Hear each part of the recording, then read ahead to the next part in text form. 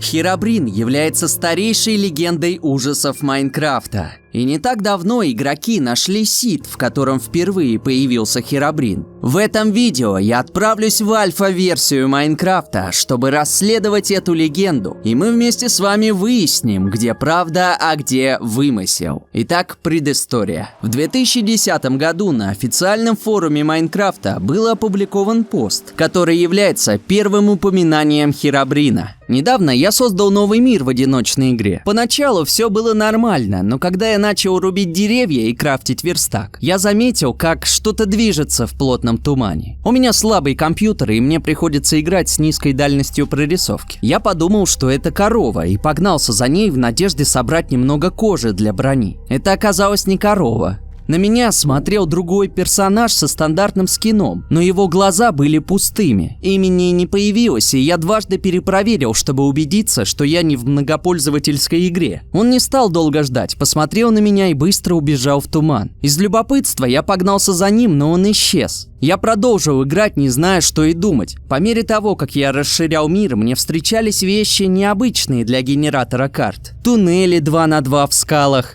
маленькие идеальные пирамиды из песка в океане и рощи, где на деревьях была срезана вся листва. Мне постоянно казалось, что я вижу другого игрока в глубине тумана, но у меня никогда не получалось его разглядеть. Я пробовал увеличить дальность прорисовки каждый раз, когда мне казалось, что я его видел, но тщетно. Я сохранил карту и отправился на форумы, узнать, не находил ли кто-то еще псевдоигрока. Таких не было. Я создал свою тему, рассказывая об увиденном и спрашивая, не случалось ли подобного с кем-либо еще. Через 5 минут пост был стерт. Я попытался снова, и тему удалили еще быстрее. Я получил личное сообщение от пользователя Херобрин, состоящее из одного слова «Прекрати». Когда я пошел посмотреть на профиль Херобрина, страница выдала ошибку 404. Я получил письмо на электронную почту от другого форумного пользователя. Он сказал, что модераторы могут читать приват на форуме, так что мы будем в большей безопасности, используя почту. Отправитель утверждал, что он тоже видел таинственного игрока и имел небольшое сообщество других пользователей, которые тоже его видели. По их мирам также были разбросаны фишки, определенно сделанные человеком.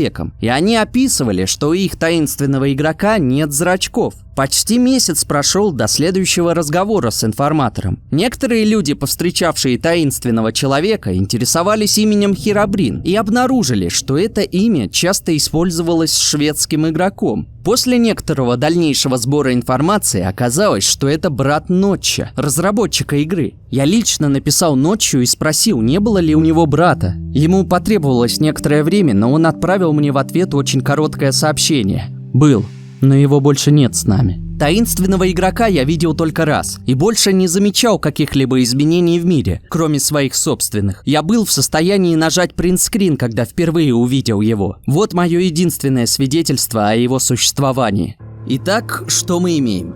На экране вы видите тот самый первый скриншот с Херобрином, и он был сделан в версии Альфа 1.0.16.02. Также сайт Minecraft Home нашли сид этого скриншота, таким же образом, как они ранее нашли сид пака PNG. И теперь, благодаря им, мы можем оказаться в том же самом мире, в котором рассказчик истории встретил Херобрина. Мне пришлось очень долго лазить по интернету в поисках нужной версии Майна. Почему-то те лаунчеры и официальный лаунчер Майнкрафта отказывались находить ее, несмотря на то, что в списках можно было выбрать другие альфа-версии. Это немного странно, но в любом случае я ее нашел. Что ж, давайте зайдем в мир, отправимся к этому самому месту и посмотрим, что мы сможем найти. Первое, что бросается в глаза, так это бесящие подлагивания. Но думаю, для альфа-версии это нормально. Вот где-то здесь на фотографии стоял Херобрин. Мне пришлось немного поменять управление, так как в этой версии инвентарь открывается на букву I.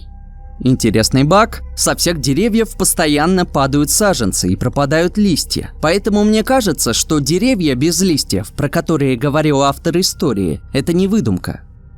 В общем, ничего более не обнаружив, я решил на какое-то время оставить персонажа понаблюдать за этим местом и стал копать песок для постройки стеклянной комнаты здесь. Дело в том, что ночью спавнятся монстры, и я бы мог включить мирный режим, но если здесь где-то бродит Херобрин, то думаю, это также может повлиять и на него. Поэтому, оставив персонажа в стеклянной комнате, я отошел. И пока камера снимает, давайте немного попутешествуем, вдруг найдем что-то еще. Я заметил, что в этой версии Майнкрафта, в отличие от современных, приходится гораздо чаще атаковать животных. Их ценность жизни здесь маленькая. Вы, конечно, можете достать молоко из коровы, но оно просто нальется в ведро и сделает его бесполезным. Вы не сможете ничего с ним сделать и не сможете вылить. И хотя размножать живность нельзя, но спавнится их и без того очень много. Даже ночью, если факелов понаставить на траве, везде будут. Вы также не сможете сменить точку респавна, поспав на кровати, потому что ее еще просто не добавили в игру. То есть, чем дальше ты отходишь от точки респавна, тем страшнее погибать. А еще персонаж очень медленно передвигается. В этой версии нельзя бегать. Но с другой стороны чаши весов, очень круто сделан вид от третьего лица. Как по мне, в будущих версиях его сделали каким-то неудобным, что вообще не хочется им пользоваться. К тому же стрельба из лука. Здесь не нужно по 3 часа натягивать тетиву, просто стреляешь как из автомата, что, как по мне, гораздо лучше. Возвращаясь к той истории про Херобрина. В свое время она создала настоящую панику среди комьюнити майнкрафтеров. Сейчас мне, Демору Квадрону, 21 год, но знал я про Херобрина еще лет в 11, в 2011 году. Тогда про него начали говорить все игроки Майнкрафта в России, а на ютубе была куча разных видео. Кто-то снимал сериалы, кто-то говорил, что лично с ним встречался. Разработчик Майнкрафта, Ночь, нереально офигевал от количества писем про Херобрина, которые ему присылали. И тогдашние школьники боялись заходить в игру, потому что каждый жуткий шорох казался мистическим и пугающим. Я вам так скажу, мне даже сейчас не по себе, играя в этом мире. То горы почему-то висят в небе, то песчаный крест,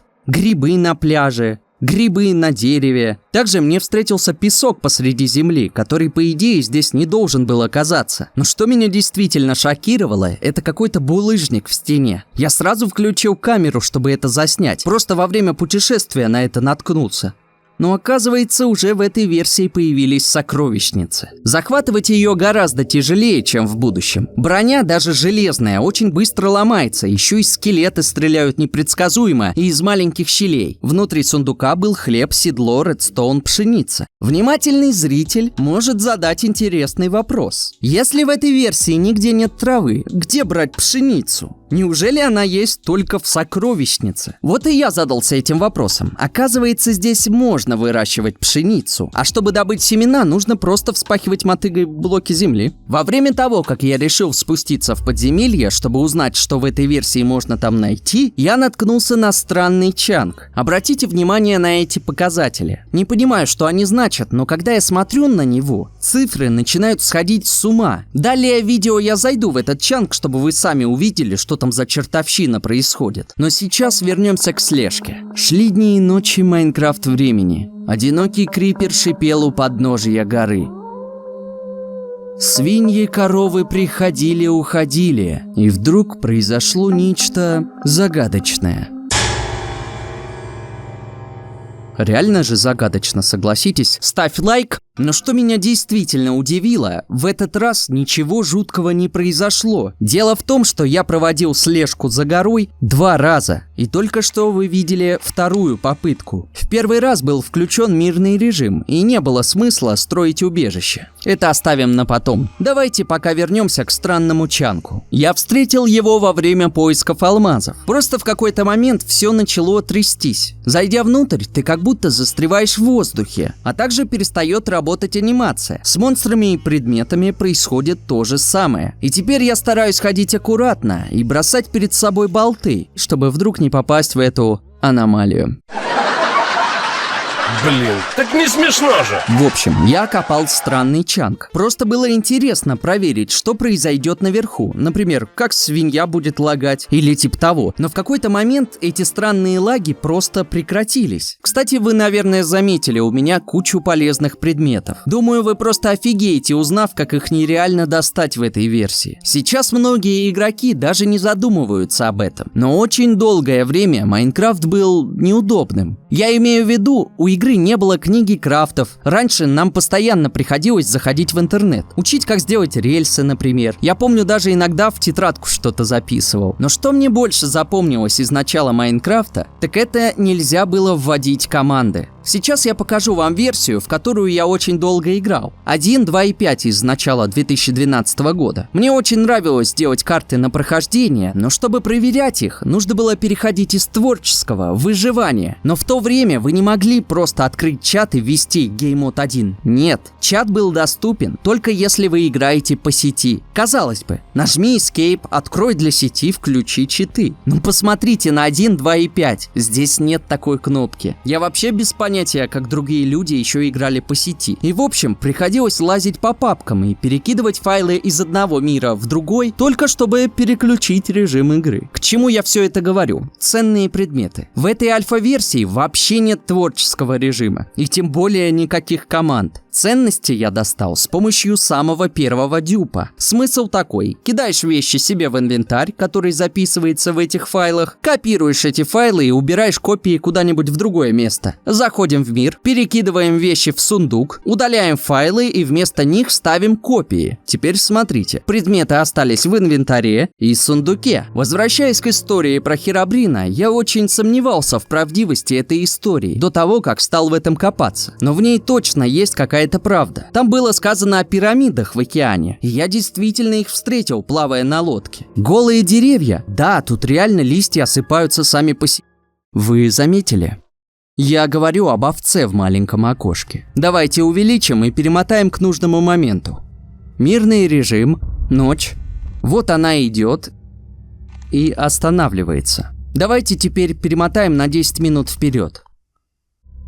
Перемотаем еще на час.